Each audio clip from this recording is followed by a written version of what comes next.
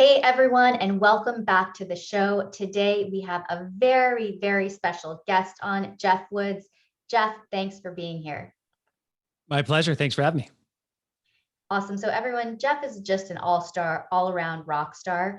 He is the co-founder and president of Productive, a training company behind The One Thing, and the host of the One Thing podcast, which is in the top 5% of all podcasts in the world. Geoff is an advisor to executives ranging from small business owners to Fortune 500 CEOs, helping them design the future of work and create cultures where people are clear on what matters most so that they achieve extraordinary results. So, Geoff, thanks so much for being here. Really excited to have you on the show. We talk a lot about real estate investing, the technical aspects, syndications versus the stock markets, investing in general, investing money. But we all know that there's a more important investment that we all need to be thinking about, and that is time. And I'd love to hear your take on that. Yeah. So this was the idea behind The One Thing, as well as our organization. Is time is our most valuable resource. The problem is most people are going through their days spending it with zero expectation of a return. When you think about the average person, they wake up when it's finally time to get going with work, they fire up their computer, and what's the first thing they check? Email, news. Until they go to their very first social media app. Yep. Or they have or they have a meeting and they get out and they got 5 minutes. So they check email. Yeah. And then somebody calls them and asks, hey, do you got a minute? And this literally repeats all day long. And for the people who are listening, have you ever gotten to the end of the day knowing you were really busy and genuinely questioning if you got anything done? It's super common. And that is the problem. In our society, people spend their time, or they say, I got time to kill. Yet we know that time is more valuable than money. And on this show, you talk about how do you invest in real estate to get the best returns possible. This is about being as purposeful in the investment of your time as it is your dollars. And this is a journey that I've personally been on. You and I connected prior to me co-founding this company 5.5 years ago. At the time I was in medical device sales, which was a great job, but deep down I knew I was meant for more. But I think a lot of people know that, but they don't have enough pain in their lives to force them to make a change. Well, two things happened in my life that set me on that course. First, a colleague of mine had a stroke, and at the time he was just 35. And I remember my wife and I had just bought a house in Orange County. We just had our first child. My wife decided to become a stay-at-home mom. And I remember standing in my kitchen wondering if what happened to my colleague had happened to me, what would happen to my family? That was super unsettling. And then the very next week, my company changed my commission structure. And overnight, I lost 40% of my income. And that's when I realized, okay, I actually need to take control of my career and our income. And so I heard this Jim Rohn quote that you're the average of the 5 people you spend the most time with. Looked at my 5, said, I've got 5 amazing friends, but I have 0 amazing mentors. And that became my one thing at the time. Let me just upgrade my 5. And at the time, I thought I wanted to become a professional real estate investor, doing what you're doing now, syndicating deals, trying to take down commercial assets. And as I started going through the process, I realized I love real estate. I always want to invest in real estate. I have 0 business being a principal, syndicating money. And that's when I really was lost. Well, what the heck am I going to do? Next week, I walk into our national sales meeting and I sit down in the room. There's about 1,000 people from the company in this room. And on every single chair was a copy of The One Thing. And I looked at the book and I went, okay, that's kind of cool. And then Jay Papasan, who co-authored the one with Gary Keller, walked out on stage. And for the next hour, he just blew my mind. And he was telling why The One Thing is the surprisingly simple truth behind extraordinary results, and how Gary literally lived these principles to turn Keller Williams from a small little real estate company in Austin, Texas, to the #1 real estate company in the world. And he became a self-made billionaire as a result. The whole time I'm sitting in the audience, I'm thinking to myself, how do I get a guy like Jay or Gary to be one of my 5? And when he finished speaking, long story short, I cornered him when he came off stage. What I didn't know was that The One Thing had already become the highest rated business book of all time. And they were looking for somebody whose one thing could be the one thing. And that became my opportunity. So 5.5 years ago, November 1st, 2015, moved my family from Southern California to Austin, Texas. Gary J and I co-founded this company, and we've just been on a tear ever since. Amazing. So you're partnering, and what does your company do? You're consultants, correct? We are trainers, consultants. We change the way people view time.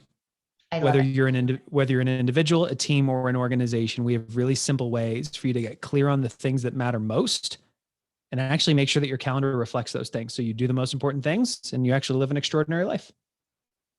Yeah, that's really an incredible story, Geoff. You know, we had connected a long time ago, and just to see where you've come, you've obviously come in a tremendous way. And you know, we were talking before the show that that sort of concept, the one thing, at least in the way that I've applied it in my life, like I have a one thing this year, that my one thing, my one goal for this year is to launch this very daily podcast. And it's really required me to, I mean, and it's actually asking that question has allowed me to just focus on it and make sure that that's the priority. So let's now talk about what it is about time that, you know, you think we are not really doing well as a society. Yeah, well, there are these lies of productivity that stop us from achieving more. And I remember back when I was getting educated on real estate investing and learning about, okay, what kind of asset do I want to go after? Do I want to do residential? Do I want to go duplex, quads? Do I want to go commercial? What do I want to do? I looked at all of them, but then realized, all right, I need to focus on one. Because if you chase too many different type of horses or rabbits, you're not going to catch any of them.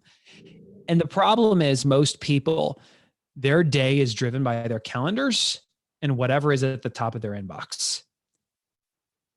Yeah, let me ask you the question. Do you think what's at the top of their inbox or what's currently on their calendar is what matters most? No. Definitely not. Definitely not. And that's what drives their day. And so this is just about a fundamental timeout. If we keep going through our days, reacting to the things that do not matter as much, what will actually happen over our lifetime? We will live an average or an ordinary life. And unfortunately, ordinary for many people means a life of regret. And this is about asking the question, professionally and personally, what are my goals for my life? I'm not talking about this year. I'm talking about someday from now. If you ask somebody what are their goals for 10 years from now or 20 years from now, a lot of people will look at you like a deer in the headlights and say, I don't know, because they've never been given permission to search that far. Yet, if you give yourself that permission and you get that sense, not absolute clarity, but just directionally correct, you can then reverse engineer back to, okay, well, what do I think I have to accomplish in the next 5 years? That's still tough for a lot of people to figure out, and you can do it. But that brings a lot of perspective when you ask, what do I need to be focusing on the next 12 months? Suddenly it's not, ooh, what are all the shiny objects? It's what are the things that I'm going to say yes to that are purposefully in alignment with a bigger vision for my life, personally and professionally. And then being able to break it down to the point that you could say, I am clear that these are the handful of dominoes that I must knock down this week to be on track for that vision. And therefore, it better be on my calendar.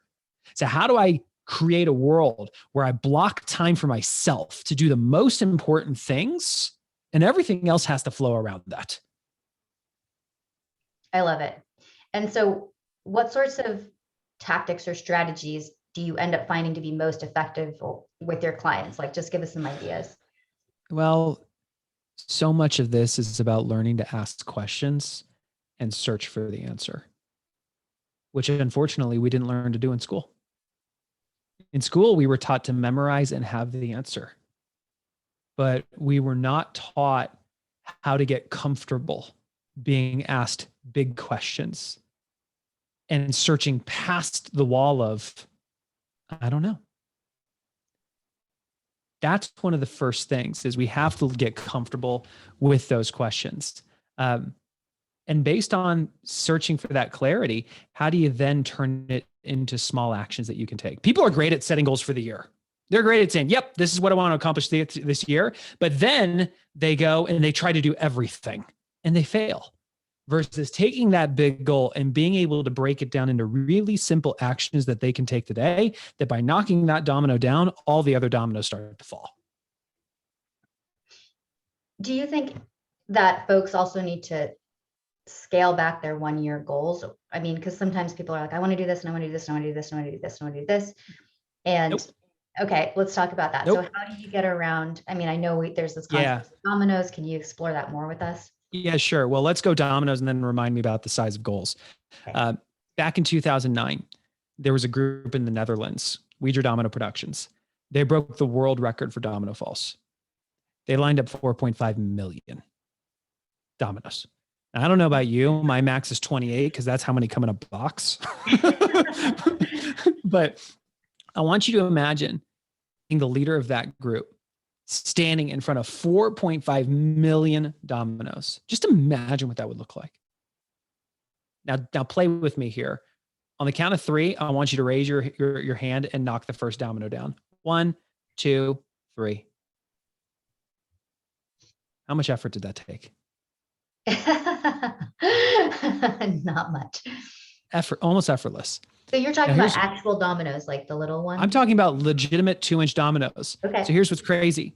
When this leader knocked that lead domino down, they unleashed more than 94,000 joules of energy, which for all of you who are not scientists or engineers who don't understand what that means, imagine if I asked you to do 545 consecutive push-ups, how much energy that would take. That's how much energy you just unleashed with the flick of a finger. Now, here's why we share this. Small actions in our lives can unleash massive reactions. In fact, back in 1983, a guy named Lorne Whitehead published in the American Journal of Physics that a 2-inch domino did not just knock down one of equal size. It could actually go 50% larger. So 2 could knock over 3, 3 could knock over 4.5 inches. By the 18th domino, you'd knock down the Leaning Tower of Pisa. By the 23rd domino, Eiffel Tower. 31st domino, you're 3,000 feet above Mount Everest, the tallest peak in the world. And by just the 57th domino, you could build a structure that would reach from the Earth to the moon. If you graph it out, it's exponential. So it's like, it looks like nothing's happening and boom, extraordinary results. You know what else is like that? Compound interest. It's like a long, long train that's moving too slow to be noticed until it's moving too fast that it just cannot be stopped. And this is the opportunity that we have in our lives. Instead of thinking big, imagining that 57th domino that reaches from the Earth to the moon, we have an opportunity to start going small, to identify that 2-inch domino that is so small that effortlessly with the flick of a finger it falls. But because the dominoes are lined up, everything else becomes easier or unnecessary. So let's go back to your question. Should we scale back our goals? Absolutely not. Here's why. Gary was teaching a class for the top real estate agents in the world, and he asked the question, what is the purpose of a goal? What do you think the purpose of a goal is? To get yourself at least closer to achieving it. Like, I mean, it's not to achieve the goal, but to move yourself forward. I remember sitting there thinking, to achieve a result.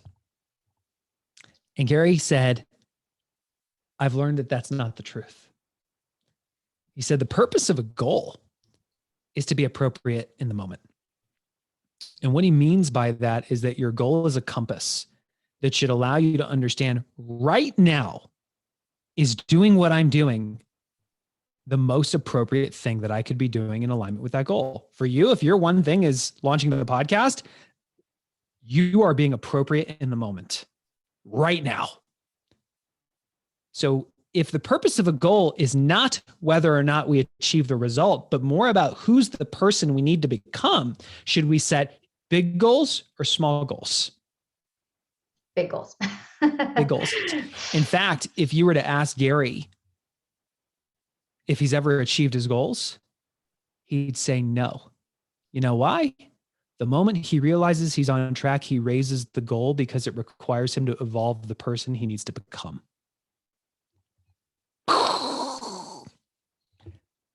Now, here's the other thing. How much effort did it take to knock that little domino down? Not much. Not much. I have a question about this because it's been on my mind. Yeah. Go. But how much effort did it take to set up 4.5 million dominoes? Oh, I don't know. I don't know. I mean, isn't that like, because, and then just like, spitballing here. So when I think about the effort that's required for me to launch this podcast, it feels like a lot of effort, actually. It's my one thing and I'm focusing on it, but at least right now, and then hopefully it'll get to a point where it's more streamlined and we have my systems in place. But yeah, I'm just curious what you think about that. Yeah, well, so there's thinking big and acting big, and there's thinking big and going small. Thinking big, I'm going to launch this daily podcast. Acting big, let me make a list of all the things that have to happen, and I view doing it all.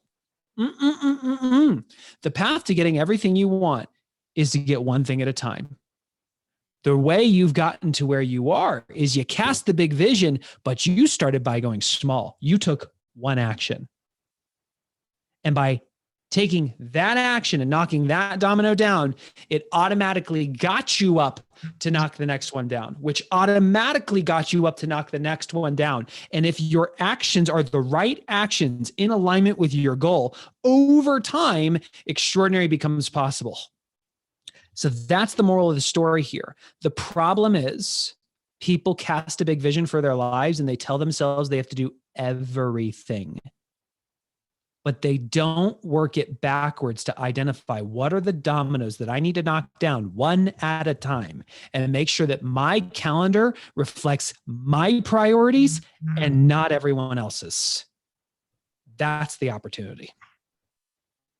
Yeah, I love it. And I really love the physical image of the domino because it's so achievable. And that's the whole point, right? Is that when focusing on the next achievable task at hand, that will get you towards that bigger goal. Yeah. And this is the focusing question of the book. It's what's the one thing I can do such that by doing it, everything else would be easier or unnecessary. And we all have more than one thing, but it's one thing at a time. What's the lead domino? The most appropriate thing that I can do right now, that if I just knock that domino down, everything else becomes easier or unnecessary. It's a powerful question, a very, very powerful question. And it's very kind of liberating, right? Because for things to get easier or unnecessary is such a nice idea if that's going to help us move us closer towards our goals. It's liberating if you know what your one thing is. Most people who, if they were to ask themselves, okay, what's the one thing I can do such that by doing it, everything else will be easier or unnecessary, they are going to think, I don't know. That is not liberating. But let me ask you a question. If you don't know what your one thing is, what do you think your one thing is? To figure out your one thing. To figure out what your one thing is. Yes. And it's why on the back of the book, instead of having testimonials, they have a giant question mark that at the bottom asks, what's your one thing? Because Gary and Jay sat down and they asked, after somebody reads this, if they could only do one thing, what would it be? And the answer was, start asking, what's my one thing? In fact, if you formed the habit of asking that question, that would be the success habit, which was almost the title of the book. So let's bring it back to your people. You can apply this to investments. What's the one thing I can do such that by doing it would make generating the best possible return easier or unnecessary? What's the one thing I can do such that by doing it would make completing my raise easier or unnecessary? What's the one thing I can do such that by doing it would make completing this due diligence easier or unnecessary? What's the one thing I can do such that by doing it would allow me to increase the net operating income easier or unnecessary? Like, you can apply it to any area within real estate. And what's the one thing I can do for my marriage such that by doing it, everything else would be easier or necessary? What's the one thing I could do in the relationship with my kids, for my finances, my spirituality, my physical health? You can name it at any area of your life and understand that your goal is to identify a lead domino that, if knocked down, could unleash a massive reaction in your life. I love it. I don't know if you have these on the top of your head, but I would be curious to see what some of your one things have been over the past few years. That's a good question. There is a quote in The One Thing from F.M. Alexander. People do not decide their futures. They decide their habits, and their habits decide their futures. It's really the truth. Your results are just a lagging measure of your habits.